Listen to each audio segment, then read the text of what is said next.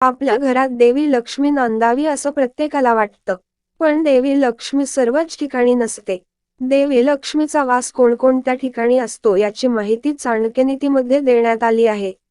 आपल्या घरात लक्ष्मी नांदावी असं प्रत्येकाला वाटतं. पण लक्ष्मीचा वास सगळीकडेच असतो असा नाही.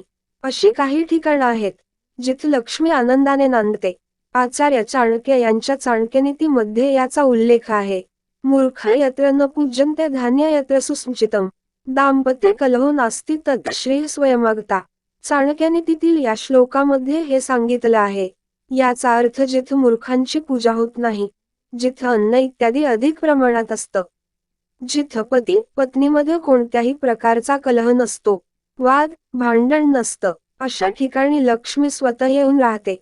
चाणक्य यांना म्हणायचं आहे की जे लोक मूर्खाऐवजी गुणवानांचा आदर सन्मान करतात, आपल्या गोदामात चांगल्या प्रकारे अन्नसाठा करतात, ज्यांचं घर संसारात भांडण होत नाहीत, मतभेद नाहीत, त्यांची संपत्ती आपोआप वाढते.